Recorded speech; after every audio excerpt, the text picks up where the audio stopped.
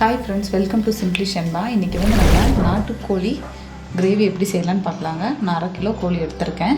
இப்போ இது வந்து கொஞ்சம் ஸ்மெல்லாக இருக்கும் இல்லைங்களா, அதுக்கு வந்து நம்ம கொஞ்சம் மஞ்சள்தூள், உப்பு, தயிர் இல்லைன்னா லெமன் கூட போட்டு ஒரு 1/2 மணி நேரம் ஊற வச்சுட்டு கழுவி எடுத்துட்டோன்னா அந்த ஸ்மெல் இருக்காது. இப்போ எப்படி செய்யலான்னு பார்க்கலாம். நான் மண் சட்டி எடுத்துருக்கேங்க.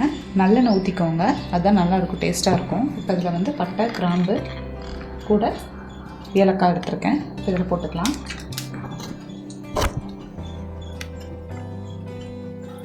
கருவேப்பிலை ஆட் பண்ணிக்கலாம்.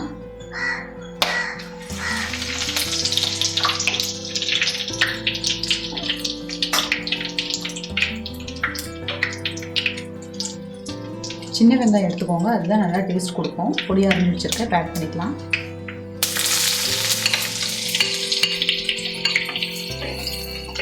நல்லா மிக்ஸ் பண்ணி விடுங்க. அந்த கலர் சேஞ்ச் ஆகிற வரைக்கும் நம்ம வணக்கிக்கலாம்.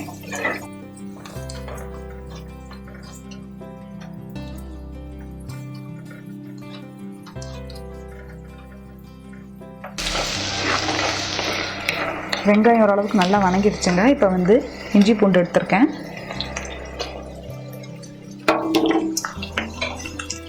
நல்லா மிக்ஸ் பண்ணி விட்டுட்டுங்க.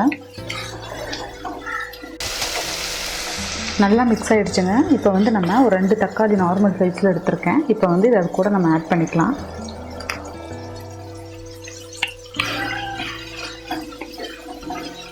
இது எல்லாமே வணங்கட்டும்.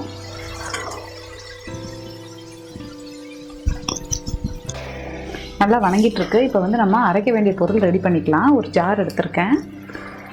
இதில் 1 ஸ்பூன் சீரகம், 1 ஸ்பூன் சோம்பு,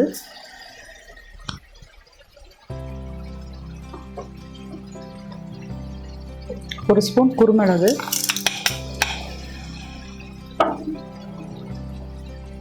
கசகசா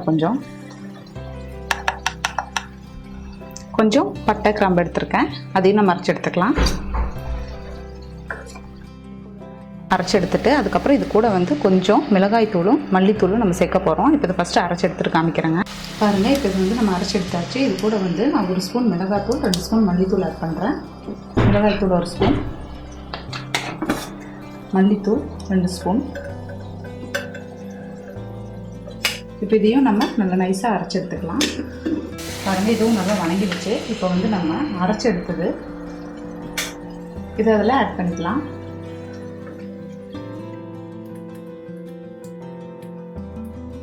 நல்லா மிக்ஸ் பண்ணி விடுங்க.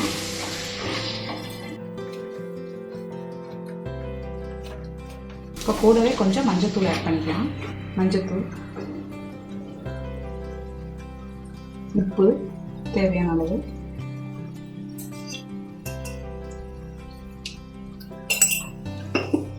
எல்லாத்தையும் நல்லா மிக்ஸ் பண்ணி விட்டுருங்க. இப்போ இது கூட நம்ம சிக்கன் ஆட் பண்ணிக்கலாம். இப்போ நல்லா மிக்ஸ் பண்ணி விட்டுடுங்க. இப்போ இது எல்லாமே நல்லா சிக்கனில் மிக்ஸ் ஆகட்டும். நல்லா மிக்ஸ் பண்ணி விடுங்க. பாருங்கள், நல்லா மிக்ஸ் பண்ணியாச்சு. இப்போ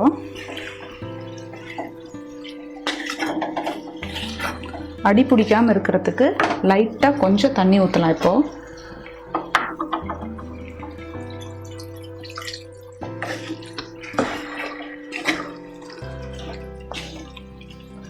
இது நல்லா மிக்ஸ் ஆகி சிக்கனில் எல்லாமே இந்த உப்பு காரம்லாம் பிடிக்கட்டும். அதுக்கப்புறம் நம்ம தண்ணி ஊற்றிக்கலாம். கொஞ்சம் நேரம் மூடி வச்சிடலாம், அது வேகட்டும். இப்போ அது வெந்துட்டுருக்குங்க. நம்ம ஒரு 1/2 மூடி தேங்காய் எடுத்து தேங்காய் பால் ரெடி பண்ணி வச்சுக்கலாம். பாருங்கள், இப்போ வந்து உப்பு காரம் ஓரளவுக்கு பிடிச்சிருக்கும். நல்லா மிக்ஸ் பண்ணி விட்டுட்டு தேவையான அளவு நம்ம தண்ணி ஆட் பண்ணிக்கலாம். தண்ணி கொஞ்சம் நிறைய ஊற்றிக்கலாம். நாட்டுக்கோழி இல்லையா, நல்லா வேகணும். அப்போ தண்ணி வற்றிடும்.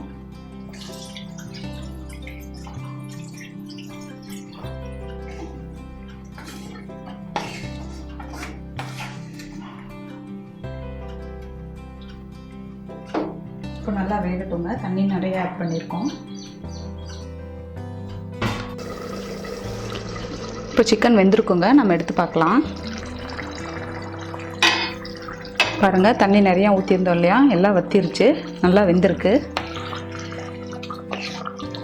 நம்ம குக்கரில் வச்சோன்னா 10 to 15 மினிட்ஸில் ஆகிடும். பட் ஆனால் அது நல்லது கிடையாது. இப்படி ஓப்பனில் வைக்கும்போது கொஞ்சம் டைம் எடுக்கும், ஆனால் நல்லா டேஸ்ட்டாக இருக்கும். இப்போ கொஞ்சம் நம்ம தேங்காய் பால் ஆட் பண்ணிக்கலாம்.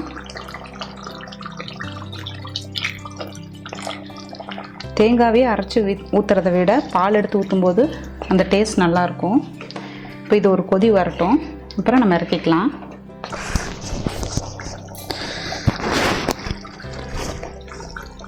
பாருங்கள், தேங்காய் பால் ஊற்றியிருந்தோம் இல்லையா, ஒரு கொதி வந்துருச்சு. இப்போ வந்து நம்ம மல்லித்தலை தூவி இறக்கிக்கலாம். மண் சட்டியில் வச்சனால நம்ம அடுப்பை ஆஃப் பண்ணாலும் ஒரு 5 நிமிஷத்துக்கு கொதிப்பு இருந்துகிட்டே தான் இருக்கும். நீங்களும் இந்த மாதிரி மண் சட்டியில் தேங்காய் பால் ஊற்றி சிக்கன் குழம்பு செஞ்சு பாருங்கள். ட்ரை பண்ணி பார்த்துட்டு கமெண்ட் பண்ணுங்கள். சிம்பிளி ஷென்பா சேனலை சப்ஸ்கிரைப் பண்ணாதவங்க சப்ஸ்கிரைப் பண்ணுங்கள். கூடவே பெல் பட்டனை ப்ரெஸ் பண்ணுங்கள். தேங்க்யூ.